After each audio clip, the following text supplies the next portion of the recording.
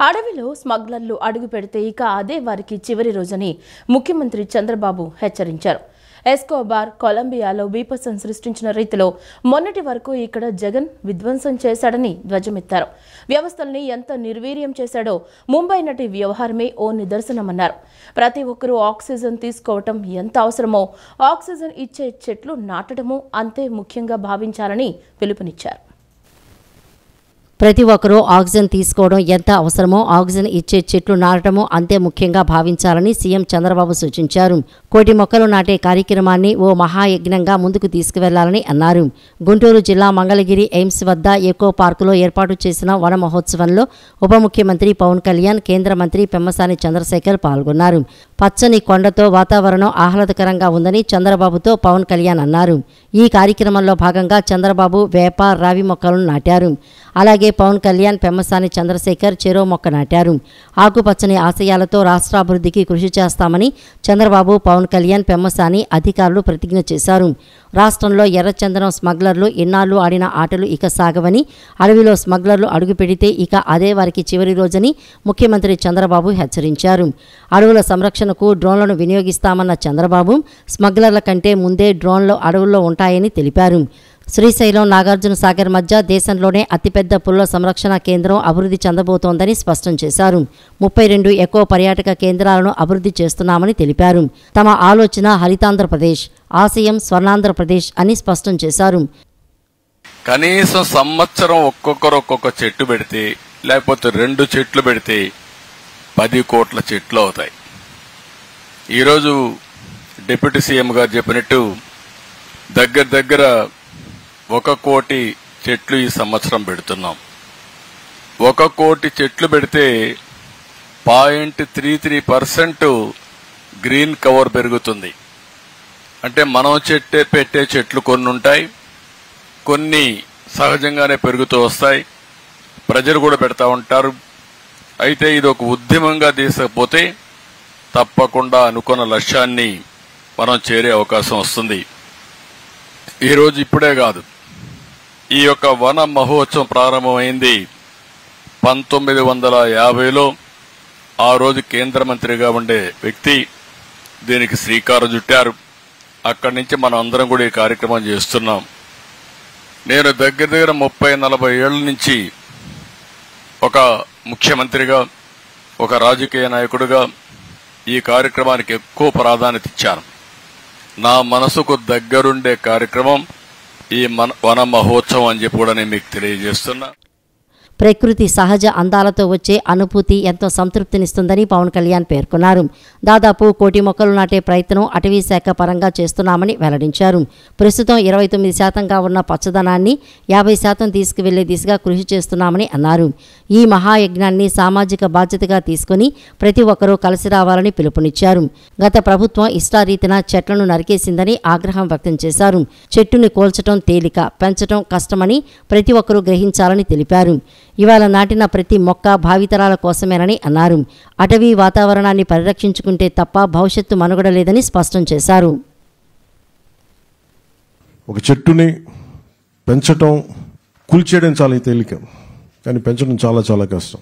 ఇక్కడ విద్యార్థులందరికీ కూడా, మీ అందరికీ చాలా నేను చిన్నప్పుడు ఇప్పుడు చదువుకున్న పాఠాన్ని నాకు చాలా ప్రేరణ అది.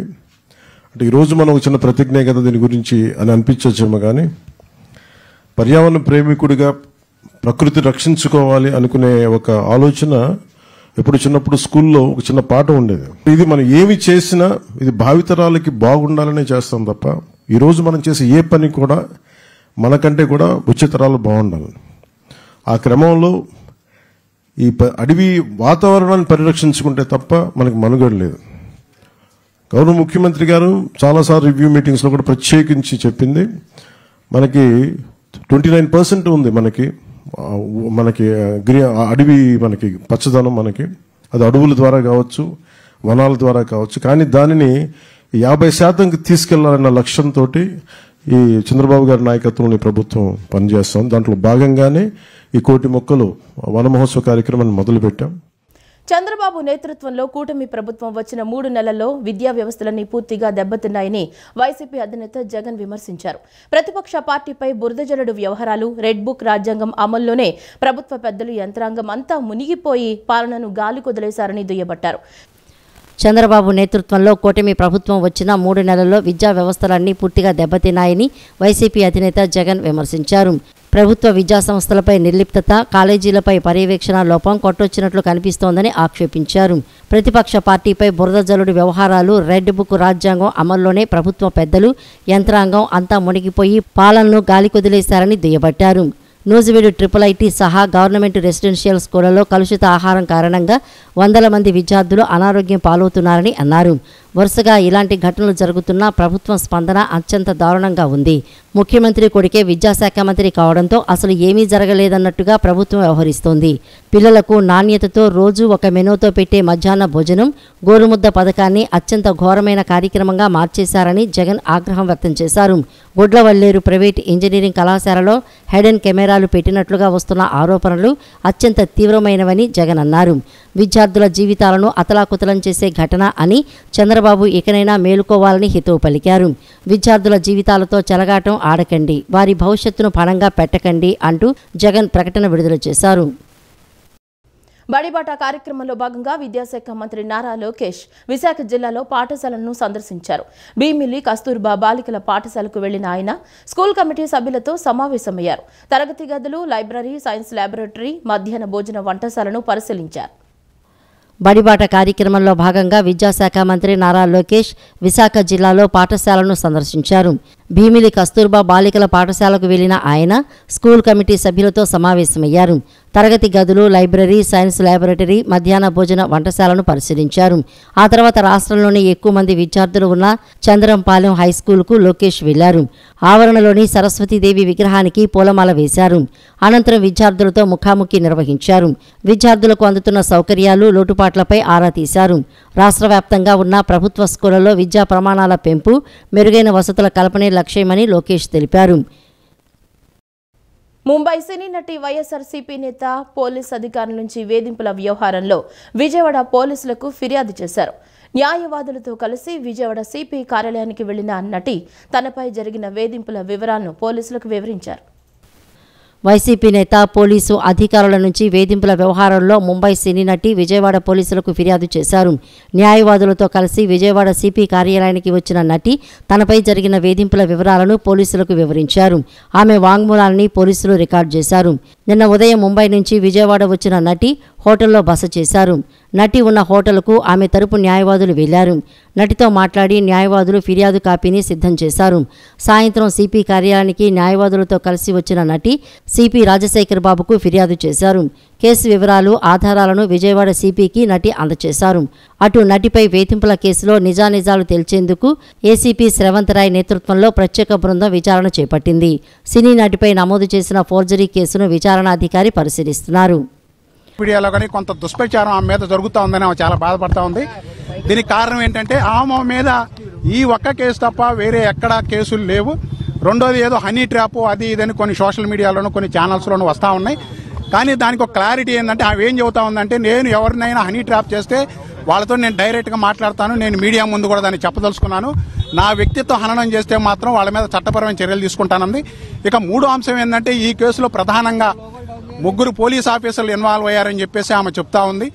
వాటిలో ఈ కేసులో చాలా ఇంట్రెస్టింగ్ ట్విస్ట్ ఏంటంటే, ఈ కేసు పెట్టక ముందే ఇంటెలిజెన్స్ అధికారులు ముంబై వెళ్లి అనేక రకాలుగా విచారణ చేశారు. ఎవరినైతే కంప్లైంట్గా పెట్టుకుంటే బాగుంటుంది అనేటువంటిది ముందే విచారించుకొని ఈ విజయవాడకు చెందినటువంటి ఒక వ్యక్తిని ప్లాంట్ చేసి, అదేవిధంగా అగ్రిమెంట్ కూడా ప్లాంట్ చేసి ఒక కాన్స్పిరసీ ద్వారా ఈ కేసును పెట్టారని చెప్పేసి ఆమె ప్రాథమికంగా ఒక నిర్ధారణకు వచ్చింది. దాన్ని బట్టి ఆ స్టేట్మెంట్లో కూడా ఆ అంశాలన్నింటినీ చెప్తా ఉంది. ముఖ్యంగా 3 పోలీస్ అధికారులతో పాటు ఎవరైతే ఈ ప్రధానంగా ఈ కంప్లైంట్ సూత్రధారి ఉన్నాడో కుక్కల విద్యాసాగర్ అనేటువంటి వ్యక్తి, వారితో పాటు అతని ఫ్రెండ్స్ ఒక 2, వాళ్ళు కూడా అతని క్లోజ్ ఫ్రెండ్స్, వాళ్ళ 3, అదేవిధంగా పోలీస్ అధికారులుగా ఒక 2 అధికారుల పేరు ఆమె చెప్పలేకపోతా ఉంది. 5 రోజుల పోలీస్ కస్టడీలో ఆమెని అక్కడ ఉన్నటువంటి కేసు అన్ని విత్డ్రా చేసుకోవడం కోసం ఒక అగ్రిమెంట్ మీద సంతకం పెట్టమని చెప్పేసి ఒత్తిడి చేశారని ఆమె చెప్తా ఉంది. ఆ ఇద్దరు పోలీసు అధికారుల పేర్లు ఆమెకి ఇక్కడ లోకల్గా తెలియదు కాబట్టి చెప్పలేకపోతా ఉంది. వాళ్ళు ఎవరనేటువంటిది దర్యాప్తులో ఆ సీసీ కెమెరాలు అది కూడా అది పోలీసు విభాగంలో అక్కడ జరిగింది కాబట్టి కార్యాలయం జరుగుతుంది, అసిస్టైన్ చేయాలి. ఇంకొక అంశం ఏంటంటే ఈ మొత్తం కీలక మలుపులో ఆమె ఎప్పుడో 2020లో ఒక హౌస్ కొనుక్కుంటే 2018 అగ్రిమెంట్లో ఆ హౌస్ 2020లో ఉన్నటువంటి హౌస్ని 2018లోనే ఉన్నట్టుగా క్రియేట్ చేశారు కాబట్టి మొత్తం అగ్రిమెంట్ ఫాల్స్. నన్ను 40 రోజులు అసలు మంచి పాయింట్ ఏంటంటే మీకు మీడియాకి ఆమెకు బెయిల్ దొరకకుండా చేసేందుకోసం విశ్వ ప్రయత్నం చేసి ఈవెన్ ఆమె వకాలత్ ఇచ్చినా సరే బెయిల్ వేయకుండా వాళ్ళు ప్రివెంట్ చేయగలిగారు. దీని వెనక ఉన్నటువంటి అదృశ్య శక్తులు ఎవరు, లేదా ఏమైనా పొలిటికల్ జోక్యం ఉందా, అప్పుడు అధికారుల జోక్యం ప్రభుత్వ జోక్యం ఉందా అనేటువంటి అనుమానం వ్యక్తం చేస్తా ఉంది.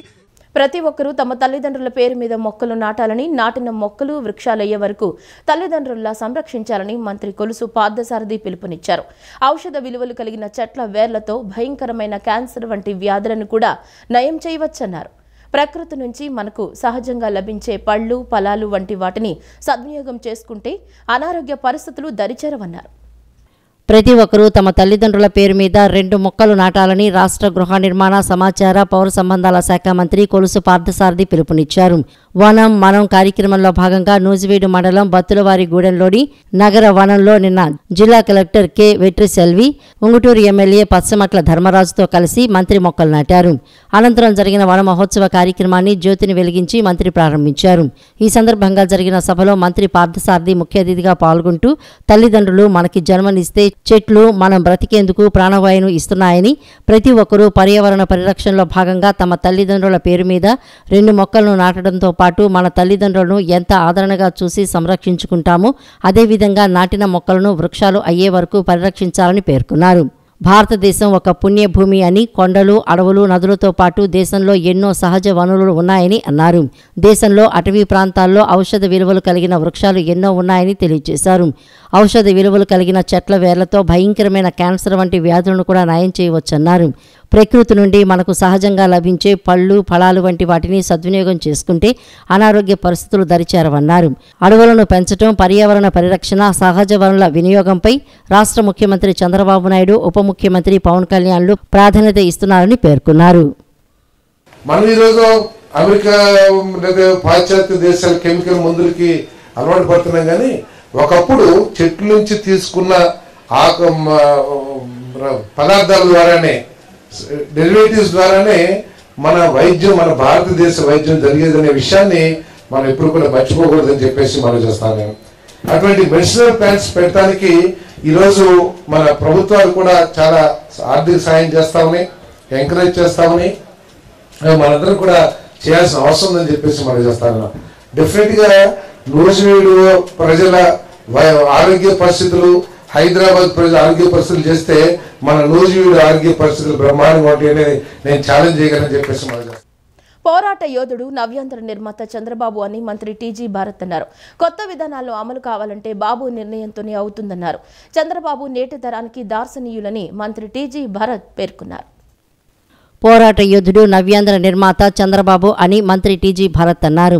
నిన్న ఆయన మీడియాతో మాట్లాడుతూ రాష్ట్రం కోసం చంద్రబాబు నిరంతరం కృషి చేస్తున్నారని తెలిపారు. చంద్రబాబు మొదటిసారి సీఎంగా ప్రమాణ స్వీకారం చేసి 30 ఏళ్లవుతోందని తెలిపారు. చంద్రబాబు ఐడియాలజీతో ఆయనను సీఈఓ ఆఫ్ ఆంధ్రప్రదేశ్ అని పిలిచేవాళ్లని పేర్కొన్నారు. చంద్రబాబు విధానాలను అనేక రాష్ట్రాలు అనుసరిస్తున్నాయని తెలిపారు. కొత్త విధానాలు అమలు కావాలంటే బాబు నిర్ణయంతోనే అవుతుందన్నారు. చంద్రబాబు నేటి తరానికి దార్శనీయులని మంత్రి టీజీ భారత్ పేర్కొన్నారు. అత్యధిక కాలం సీఎంగా రాష్ట్రాభివృద్ధి కోసం చంద్రబాబు నాయుడు కష్టపడ్డారని, కష్టపడుతూనే ఉన్నారని ఎమ్మెల్యే వసంత కృష్ణప్రసాద్ అన్నారు. చంద్రబాబుకు, జగన్కు చాలా తేడా ఉందని తెలిపారు. తప్పు చేసిన వారిపై కూటమి ప్రభుత్వం ఖచ్చితంగా చర్యలు తీసుకుంటుందని స్పష్టం చేశారు. రాష్ట్రాభివృద్ధే చంద్రబాబు ధ్యేయమన్నారు. చంద్రబాబు సాధించిన ఘనతలు చాలా గొప్పవని వెల్లడించారు. చంద్రబాబు సహనం, కష్టం, విజన్ కలిగి ఉన్నారని అన్నారు. హైదరాబాద్ను అభివృద్ధి చేసింది చంద్రబాబే అని తెలిపారు.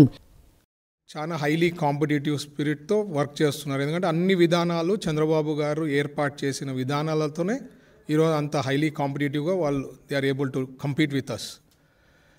ఒకటి పోతే చంద్రబాబు గారు కానీ అట్లే కంటిన్యూ అయిండింటే కాన్స్టిట్యూషన్లో మనకి దుబాయ్ లాంటి కాన్స్టిట్యూషన్ ఉంటే మనకు కూడా చంద్రబాబు గారు అట్లే కంటిన్యూ అంటే దుబాయ్ కన్నా మించిపోయేది మన ఆంధ్రప్రదేశ్, లేదంటే సింగపూర్ కన్నా మించిపోయేది.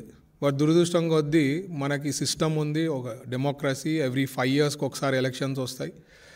సో 2004లో మన పార్టీ వెళ్ళిపోవడం, 10 ఏళ్ళు ఎన్నో ఇష్యూస్ ఫేస్ చేశాము. అప్పుడే స్టేట్ స్ప్లిట్ కావడం జరిగింది. 9 నుంచి 14లో స్ప్లిట్ కావడము. దాని తర్వాత రివైవల్ అంటే క్రైసిస్లోనే సార్ బెస్ట్ పర్ఫార్మెన్స్ ఇస్తారు. ఆంధ్రప్రదేశ్ రాష్ట్ర ముఖ్యమంత్రి నారా చంద్రబాబు తలపెట్టిన డ్రై డే కార్యక్రమం ప్రజలకు మేలు చేసే ఒక బృహత్తర కార్యక్రమమని తూర్పు నియోజకవర్గం ఎమ్మెల్యే గద్దె రామ్మోహన్ తెలిపారు. గత చంద్రబాబు నాయుడు దోమలపై యుద్ధం అనే కార్యక్రమం చేపట్టారని, ఆ కార్యక్రమాన్ని వైసీపీ ప్రభుత్వంలో కొందరు ఎగతాళి చేశారని విమర్శించారు. ప్రతి శుక్రవారం డ్రై డే నిర్వహించడం ద్వారా సులభంగా సీజనల్ వ్యాధులను అరికట్టవచ్చని చెప్పారు.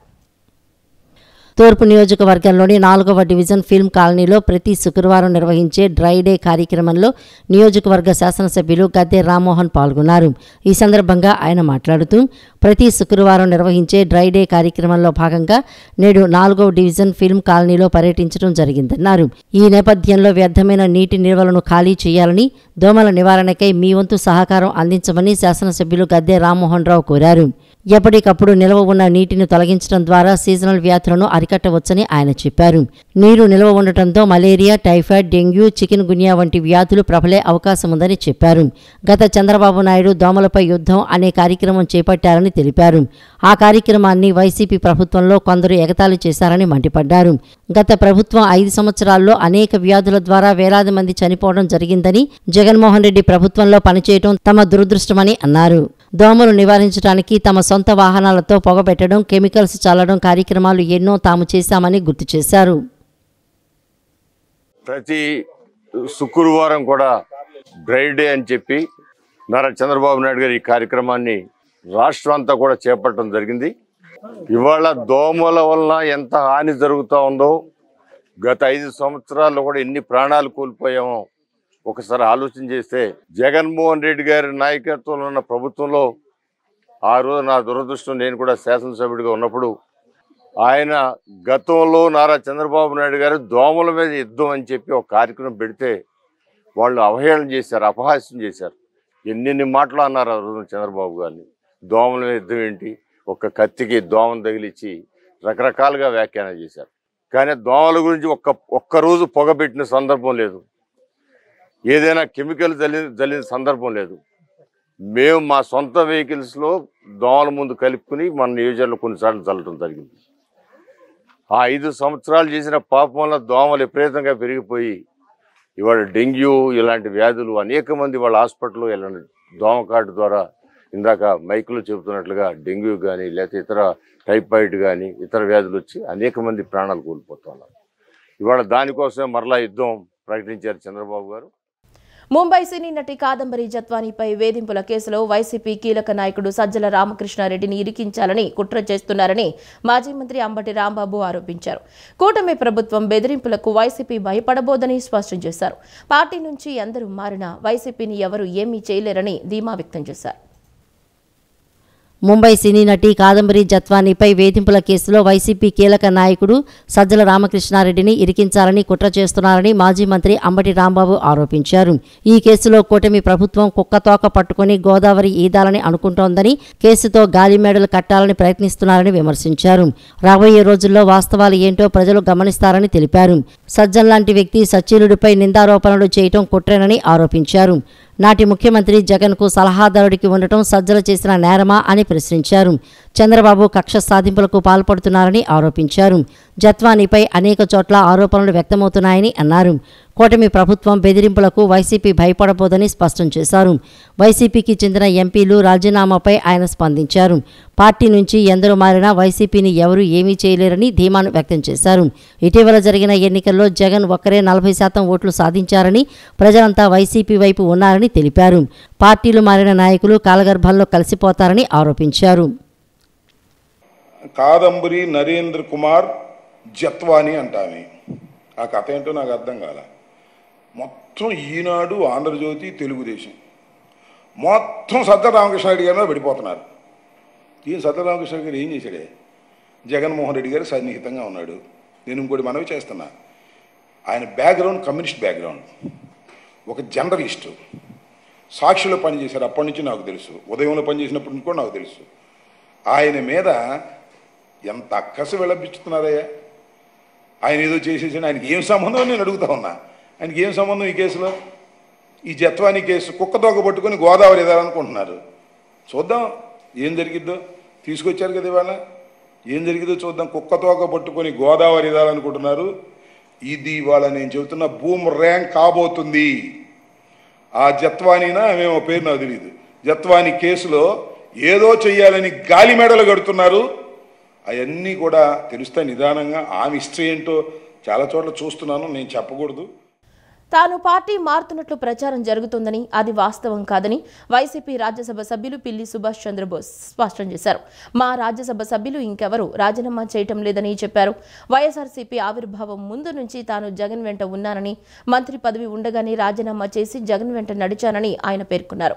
తనపై ఎందుకు ఇలాంటి ప్రచారం చేస్తున్నారో అర్థం కావటం లేదన్నారు. పార్టీ మార్పు వార్తలపై వైసీపీ సీనియర్ నేత రాజ్యసభ ఎంపీ పిల్లి సుభాష్ చంద్రబోస్ కీలక ప్రకటన చేశారు. తాడేపల్లిలో ఆయన మీడియాతో మాట్లాడుతూ, నేను పార్టీ మారడం లేదని, పార్టీ మారుతున్నట్లు జరుగుతున్నదంతా తప్పుడు ప్రచారమని క్లారిటీ ఇచ్చారు. కావాలనే కొందరు తాను పార్టీ మారుతున్నట్లు ఫేక్ ప్రచారం చేస్తున్నారని ఫైర్ అయ్యారు. తాను వైసీపీలోనే ఉంటానని ఈ సందర్భంగా పిల్లి తేల్చి చెప్పారు. ఎన్నికల్లో ఓటమి ఎదురైనంత మాత్రాన పార్టీని విడిచిపెట్టమని, జగన్తోనే తమ ప్రయాణమని స్పష్టం చేశారు. వైఎస్ఆర్ తనని రాజకీయాల్లో ప్రోత్సహించారని, వైసీపీ ఆవిర్భావం నుండి తాను జగన్తోనే ఉన్నానని ఈ సందర్భంగా గుర్తు చేశారు పిల్లి. తనకు ఏ వ్యాపారాలు లేవు, ఎవరికీ తలవంచాల్సిన అవసరం లేదని పార్టీ మార్పుపై కీలక వ్యాఖ్యలు చేశారు. ఎక్కడ ప్రలోభాలకు లోబడు, లేకపోతే ఇంకా మంచి పదవులు ఇస్తామని ఎవరైనా ప్రలోభ పెట్టిన దానికి తల వంచో మరి నీ తత్వం కాదు నాది. నేను రాజకీయాల్లోకి వచ్చినప్పటి నుంచి నాకు మొట్టమొదటగా నాకు హైదరాబాద్లో కూడా పరిచయం, పెద్దగా ఎవరితో నాకు పరిచయం లేదు. మా తూర్పుగోదావరి జిల్లాలో ఒక వెటరన్, వెరీ ప్రాంప్ట్ లీడర్ స్వర్గీయ రాయవరం మునసు గారిని ఉండేవారు. వారు నన్ను తీసుకెళ్ళి రాజశేఖర రెడ్డి గారికి పరిచయం చేసి, బోసు రాజకీయాల్లో ఉన్నంతకాలం మీ వెంట ఉంటాడు, నేను ఇచ్చిన హామీ అది, మీరు ప్రోత్సహించండి అని రాజశేఖర రెడ్డి గారికి చెప్పారు. నన్ను ఆ రోజు నుంచి కూడా నేను రాజశేఖర రెడ్డి గారి నాయకత్వంలోనే ఉన్నాను. కాంగ్రెస్ పార్టీలో ఉన్నప్పుడు కూడా ఏ ఒక్కరోజు, ఇది కొంచెం ఆశ్చర్యమైంది, ఏ ఒక్కరోజు ఏ పార్టీ టికెట్కి పార్టీ అధ్యక్షులు ఎవరున్నా నేను వెళ్ళి ఎప్పుడు అడగలేదు. ఒక రాజశేఖర రెడ్డి గారిని మాత్రమే కలిసి కలవటం, టికెట్కి దరఖాస్తు ఆఫీసులో ఇచ్చానంటే నువ్వు వెళ్ళిపోయి పని చేసుకో, ఇక్కడ ఎందుకు ఉన్నావు, ఇంకా నేను చూసుకుంటాను నేను చెప్పడం. నేను ఆర్థికంగా స్థితిపడిన కాకపోయినా ఆయనే ఆర్థిక సహాయం చేసి నాకు మరి నన్ను ప్రోత్సహించడం కారణంగానే ఇన్ని రోజులు రాజకీయాల్లో కొనసాగాను నేను. రాష్ట్రంలో పూర్తిస్థాయి మెజారిటీ సాధించిన చంద్రబాబు నాయుడు ఎమ్మెల్సీలను, ఎంపీలను టీడీపీలో చేర్చుకోవాల్సిన అవసరం ఏమొచ్చిందని సిపిఐ రాష్ట్ర కార్యదర్శి కె రామకృష్ణ ప్రశ్నించారు. పదే పదే యువతను గురించి మాట్లాడే చంద్రబాబు నాయుడు రాబోయే యువతరానికి, కొత్తగా రాజకీయాల్లోకి వచ్చే వారికి పార్టీ ఫిరాయింపులనే సందేశంగా పంపనున్నారా అని నిలదీశారు. ప్రజాతంత్రవాదులంతా అనైతిక రాజకీయాలను, పార్టీ ఫిరాయింపులను ముక్త కంఠంతో ఖండించాలని కోరారు. రాష్ట్రంలో పూర్తిస్థాయి మెజారిటీ సాధించిన చంద్రబాబు నాయుడు ఎమ్మెల్సీలను, ఎంపీలను టీడీపీలో చేర్చుకోవాల్సిన అవసరమేమొచ్చిందని సిపిఐ రాష్ట్ర కార్యదర్శి కె రామకృష్ణ ప్రశ్నించారు. పెద్దల సభగా గౌరవింపబడే రాజ్యసభ సభ్యులు అమ్ముడుపోయి పార్టీలు మారుతున్నారంటే ఇంతకంటే నీచమైన విషయం లేదని అన్నారు. రాష్ట్రంలో అధికార కూటమికి 164 మంది ఎమ్మెల్యేలు ఉన్నారని, వైసీపీకి కేవలం 11 మంది ఎమ్మెల్యేలు ఉన్నారని, జగన్మోహన్ రెడ్డి అసెంబ్లీకి రావడానికి మనసొప్పడం లేదని అన్నారు. రాజ్యసభ, లోక్సభల్లో ఉన్న వైసీపీ పార్లమెంటు సభ్యులంతా గత 10 ఏళ్లుగా మోడీ ప్రభుత్వానికే సపోర్ట్ చేస్తున్నారు. ఇప్పటి వరకు ఏ పార్టీ కూడా చంద్రబాబు ప్రభుత్వాన్ని విమర్శించలేదని, చంద్రబాబుకు సీనియర్ రాజకీయవేత్తగా, విజనరీగా, అడ్మినిస్ట్రేటివ్గా పేరుందని, రాష్ట్రాన్ని అభివృద్ధి పదంలో నడిపిస్తారనే నమ్మకంతో ప్రజలు తీర్పునిస్తే దాన్ని దుర్వినియోగం చేస్తున్నారని విమర్శించారు. చంద్రబాబు నాయుడు గారికి కావలసినంత మెజార్టీ ఉంది. 164 మంది ఉన్నారు నీకు అధికారంలో, అధికార కూటమికి. పైగా పాపం జగన్మోహన్ రెడ్డి అసెంబ్లీకి రావడానికి ఆయనకు మనసొప్పడంలే. 11 మంది ఉన్నామని ఆయన పాపం దానికి రావడానికి కూడా ఇబ్బంది పడుతున్నాడు. పోనీ వీళ్ళతో ఢిల్లీలో ఏమన్నా అవసరం ఉందంటే ఢిల్లీలో మీకు అవసరమే లేదు. గత 10 ఏళ్లుగా మోడీ ప్రభుత్వానికి పాపము భుజాన్ని అంటించి మోస్తూ ఉన్నాడు జగన్మోహన్ రెడ్డి. మరి ఏం అవసరం వచ్చిందని వాళ్ళందరూ మార్చుకుంటా ఉన్నావు? అసలు ఇక్కడ నీకేమన్నా ఎవరైనా అడ్డం వచ్చారా నీ పరిపాలనకి? ఏ పార్టీ కూడా ఈ రాష్ట్రంలో చంద్రబాబు నాయుడు ప్రభుత్వాన్ని విమర్శిస్తూ ముందుకు రాలే. అందరం కూడా ఏదో కొత్తగా గవర్నమెంట్ వచ్చింది అంటున్నాం, నీకు మంచి మెజారిటీ ఉంది, ప్రజలు కూడా ఎన్నో ఆశలు పెట్టుకొని ఒక అడ్మినిస్ట్రేటర్గా ఒక సీనియర్ రాజకీయవేత్తగా రాష్ట్రాన్ని అభివృద్ధి చేస్తాడని చెప్పి నీకు అంత పెద్ద ఇది ఇచ్చావు. మీకు అంత పెద్ద ఇది ఇస్తే ప్రజలు తీర్పు ఇస్తే మీరు దాన్ని దుర్వినియోగం చేస్తూ ఉన్నారు. నేను చంద్రబాబు గారిని ఒకటే రిక్వెస్ట్ చేస్తాను, మీరు ఇక్కడ రాజధాని కడతారు, లేదంటే ఏఐ తెస్తారు, ఇంకా కొన్ని మంచి మంచి బిల్డింగ్స్ తెస్తారు, కంపెనీలు తెస్తారు, నో డౌట్ దాంట్లో ఎవరికి అనుమానం లేదు. మెట్రో కూడా అడుగుతూ ఉన్నావు, సంతోషము, దానికేమి ఎవరికి ఇబ్బంది లేదు. కానీ నేను ఒకటే అడుగుతా ఉన్నా, అవునన్నా కాదన్నా ఈ రాష్ట్ర రాజకీయాల్లో ఒక సీనియర్ రాజకీయ నాయకుడు చంద్రబాబు నాయుడు గారు ఈసారి టర్మ్ పూర్తయితే 19 ఏళ్ళు ముఖ్యమంత్రి, మరో అన్ని సంవత్సరాలు అపోజిషన్ లీడర్గా పనిచేశారు. మీరు ఎక్కడ పోయినా సరే యూత్ గురించి మాట్లాడుతూ ఉన్నారు, యువతరం గురించి, వాళ్ళ భవిష్యత్తు గురించి మాట్లాడుతూ ఉన్నారు. నేను చంద్రబాబు గారిని కోరేదేమంటే మీరు యువతకు, రాబోయే యువతరానికి, కొత్తగా రాజకీయాల్లో వచ్చే వాళ్ళకి మీరు ఏం సందేశం పంపాలనుకున్నారని నేను అడుగుతాను. బీబీగూడెం తోటపల్లి రోడ్డు నిర్మాణ పనులకు ఎమ్మెల్యే యార్లగడ్డ వెంకట్రావు శంకుస్థాపన చేశారు. నియోజకవర్గ అభివృద్ధి లక్ష్యంగా పనిచేస్తానని ఎమ్మెల్యే స్పష్టం చేశారు. రాబోయే కాలంలో గన్నవరం దశ మారుస్తానని ఎమ్మెల్యే యార్లగడ్డ వెంకట్రావు హామీ ఇచ్చారు. ప్రజల అసౌకర్యాన్ని గుర్తించి గన్నవరం ఎమ్మెల్యే యార్లగడ్డ వెంకట్రావు చొరవతో బీబీగూడెం తోటపల్లి రోడ్డుకి మోక్షం లభించింది. ఈ రోడ్డుపై ప్రయాణించేందుకు ప్రజలు పడుతున్న ఇబ్బందులు గమనించిన గన్నవరం ఎమ్మెల్యే యార్లగడ్డ వెంకట్రావు రహదారి కాంట్రాక్టర్తో మాట్లాడి 20 లక్షల వ్యయంతో ఈ రహదారికి యుద్ధ ప్రాతిపదికన మరమ్మతులు చేయాలని కోరారు. శుక్రవారం ఉదయం మరమ్మతు పనులకు ఎమ్మెల్యే శంకుస్థాపన చేశారు. ఈ సందర్భంగా యార్లగడ్డ మాట్లాడుతూ గతంలో 29 కోట్లు ఈ రోడ్డు నిర్మాణానికి మంజూరయ్యాయని తెలిపారు. బీబీగూడెం ఫ్లైఓవర్ నుండి తోటపల్లి వరకు 9.4 కిలోమీటర్ల మేర ఆర్ఎన్బి రోడ్డు నిర్మాణానికి శ్రీకారం చుట్టడం జరిగిందని చెప్పారు. కొంతమేర పనులు చేసినప్పటికీ కాంట్రాక్టర్ యలమంచిలి వెంకటరత్నానికి వైసీపీ ప్రభుత్వం ₹1 కూడా విడుదల చేయలేదని అన్నారు. దీంతో ఆయన పనులు ఆపేశారని చెప్పారు. ప్రజల ఇబ్బందుల్ని గుర్తించిన తాను కాంట్రాక్టర్తో చర్చలు జరిపి నిధులు మంజూరు చేయిస్తానని స్పష్టమైన హామీ ఇవ్వడంతో తనపై నమ్మకం ఉంచి రోడ్డు నిర్మాణానికి ముందుకు వచ్చారని అన్నారు.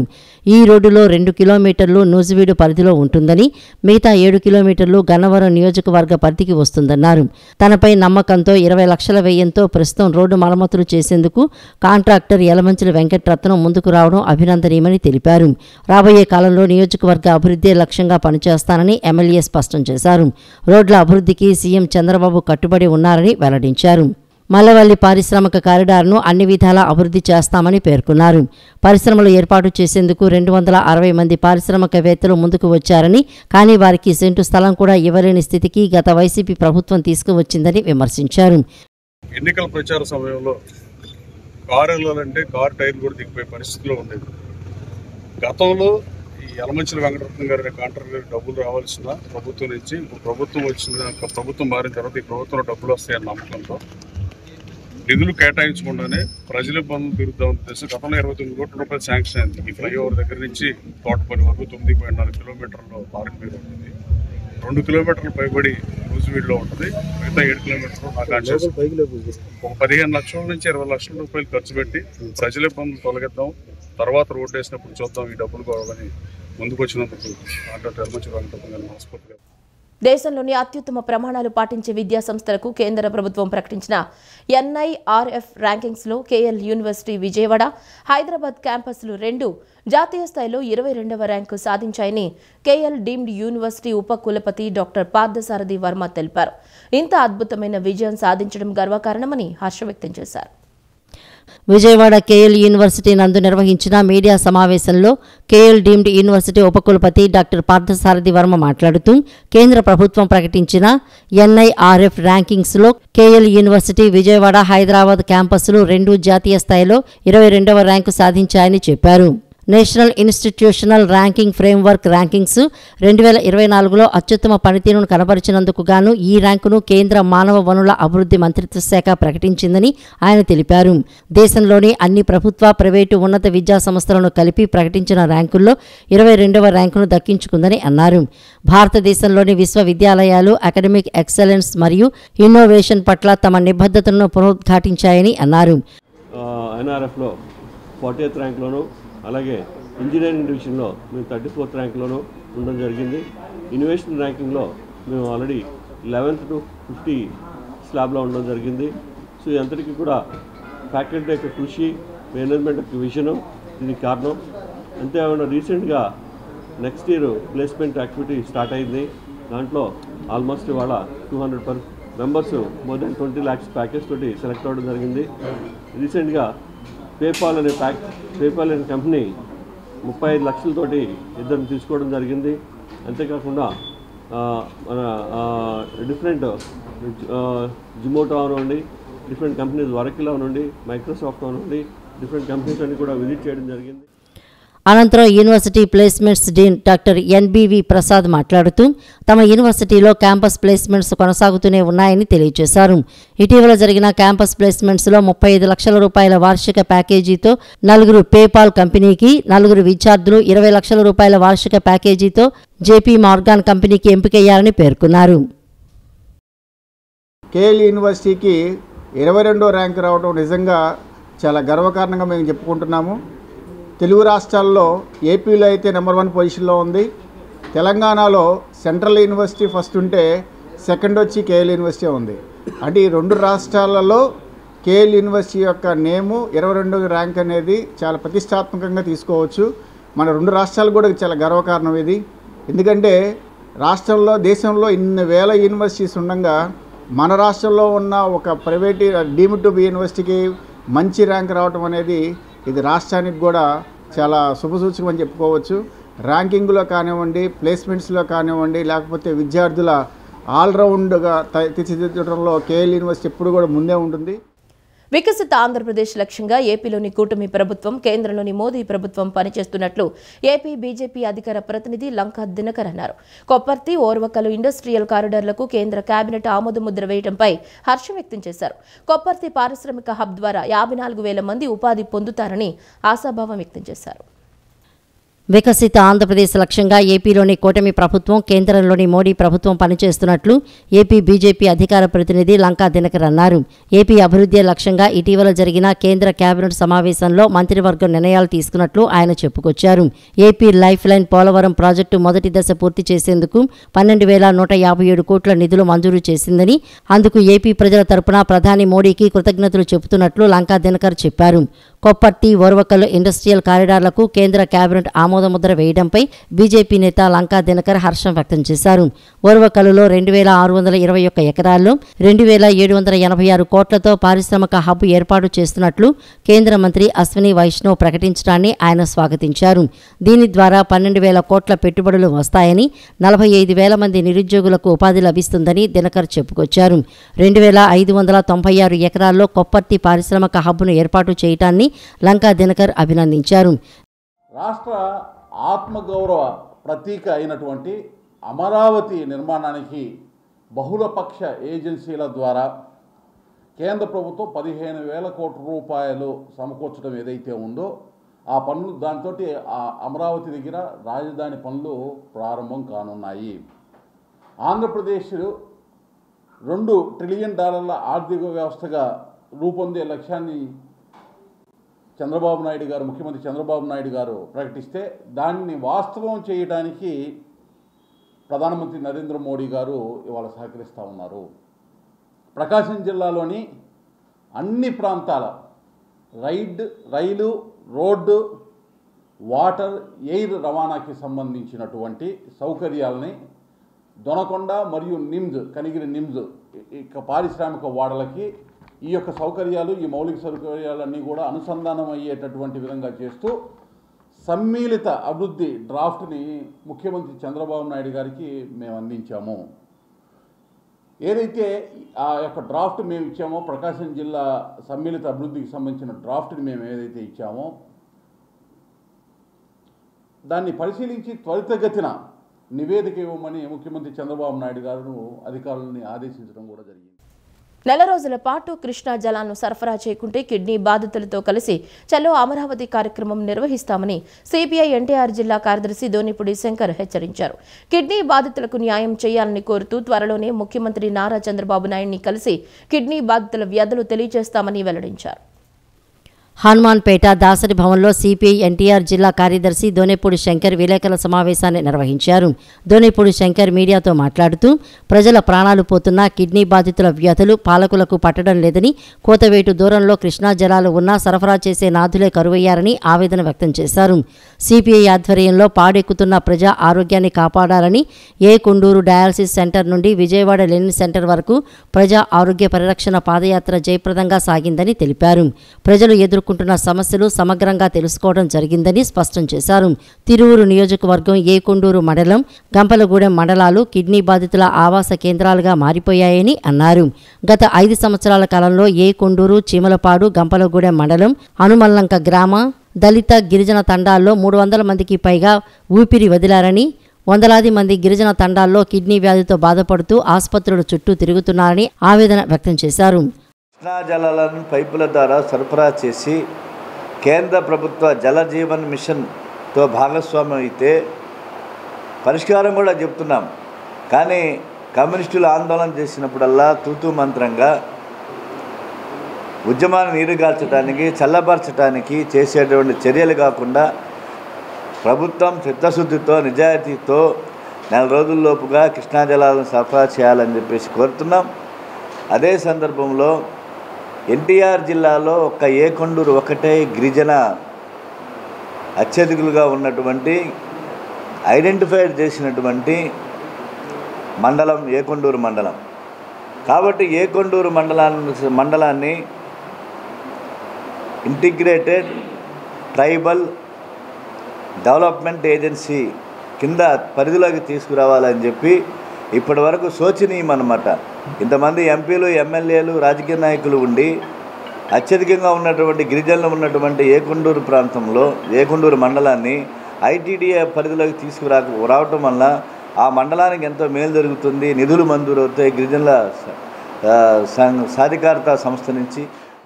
ఆంధ్రప్రదేశ్ రాష్ట్రంలో ప్రభుత్వ మద్య దుకాణాల్లో పనిచేస్తున్న ఉద్యోగులు తమకి న్యాయం చేయాలని సీఎం చంద్రబాబుకి లేఖ రాశారు. మద్యం దుకాణాల్లో పనిచేస్తున్న 18,000 ఉద్యోగులకు చెందిన కుటుంబాలు రోడ్డున పడకుండా న్యాయం చేయాలని సీఎంకు లేఖ ద్వారా విజ్ఞప్తి చేశారు.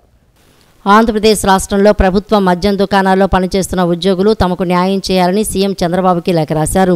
గత ప్రభుత్వ పత్రిక ప్రకటన ద్వారా నోటిఫికేషన్ జారీ చేసి డిస్ట్రిక్ట్ సెలక్షన్ కమిటీ ద్వారా తమ నియామకాల ప్రక్రియ పూర్తి చేసిందని, కానీ తమకి కనీస వేతనం కూడా సమయానికి అందించలేదని, తమకు రావాల్సిన పీఎఫ్, ఈఎస్ఐలతో పాటు ఓటీలు కూడా ఏజెన్సీలు తీసేశాయని తెలిపారు. 2024 సార్వత్రిక ఎన్నికల అనంతరం నూతన ప్రభుత్వం అధికారంలోకి వచ్చిన తర్వాత తమకి మంచి రోజులు వస్తాయని ఆశిస్తున్నామని, మద్యం దుకాణాలు ప్రైవేటు పరం చేసి తమని రోడ్డున పడేయబోతున్నట్లు అనేక ప్రసార మాధ్యమాల ద్వారా విస్తృత ప్రచారాలు జరగడంతో ఉద్యోగులు ఆవేదన వ్యక్తం చేస్తున్నారని తెలిపారు. గత ఎన్నికల్లో కూటమి ప్రభుత్వం అధికారంలోకి వచ్చేందుకు తాము మద్దతు తెలియజేసినట్లు తెలిపారు. నూతన ప్రభుత్వమే మద్యం దుకాణాల్లో పనిచేస్తున్న 18,000 కుటుంబాలను రోడ్డున పడేయకుండా న్యాయం చేయాలని కోరారు. మద్యం దుకాణాలు ప్రైవేటు పరం చేస్తున్నారా లేదా అనే ప్రచారంపై కూటమి ప్రభుత్వం స్పష్టమైన వివరణ తెలియచేయాలని, లేని పక్షంలో AP beverages corporation contract outsourcing employees welfare association ఆధ్వర్యంలో రాష్ట్ర వ్యాప్తంగా సెప్టెంబర్ 4వ తేదీ నుండి నిరసన కార్యక్రమాలు చేపడతామని అన్నారు. సెప్టెంబర్ 7వ తేదీ రాష్ట్ర వ్యాప్తంగా ప్రభుత్వ మద్యం దుకాణాలు బంద్ పిలుపునివ్వడం జరుగుతుందని యూనియన్ నాయకులు స్పష్టం చేశారు.